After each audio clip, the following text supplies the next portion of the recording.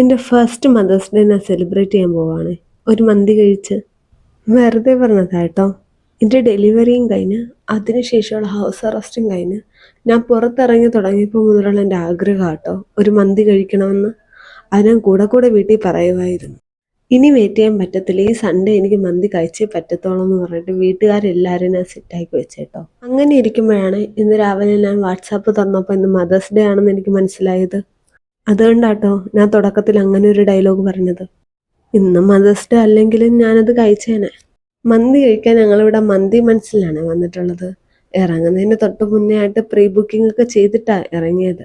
പക്ഷെ അവിടെ ചെന്നപ്പോൾ തോന്നി പ്രീ ബുക്കിങ്ങിൻ്റെ ആവശ്യമൊന്നും ഇല്ലായിരുന്നു, നേരെ പോയിട്ട് അങ്ങ് ഓർഡർ ചെയ്ത് കഴിച്ചാൽ മതിയായിരുന്നു. കുറച്ചു നേരം വെയിറ്റ് ചെയ്യേണ്ടി വന്നു കേട്ടോ സീറ്റ് കിട്ടാൻ വേണ്ടിയിട്ട്. അതിനുശേഷം സീറ്റ് കിട്ടി. പുറത്ത് ആംബിയറൊക്കെ കാണാൻ നല്ല രസമുണ്ടായിരുന്നു കേട്ടോ. പിന്നെ ഓർഡർ കൊടുത്തു, കുറച്ചു നേരം വെയിറ്റ് ചെയ്യേണ്ടി വന്നു. ആ ഗ്യാപ്പിൽ ഞങ്ങൾ മോളെ ടേബിളിന് പുറത്തിരുത്തി കളിപ്പിച്ചു. പ്ലേറ്റ് എല്ലാം കൊണ്ട് വെക്കുമ്പോഴും മനസ്സിൽ ചെറിയൊരു ടെൻഷൻ ഉണ്ടായിരുന്നു. കാരണം മോളുണ്ടല്ലോ, കഴിച്ചുകൊണ്ടിരിക്കുന്ന സമയത്തെല്ലാം കരനായിട്ടുണ്ട് ഓടേണ്ടി വരുമോ എന്നുള്ളൊരു ടെൻഷൻ. അതുകൊണ്ട് സാധനം എത്തിയതും ആദ്യം തന്നെ അനിയത്തിനെ നന്നായിട്ടങ്ങ് കഴിപ്പിച്ചു.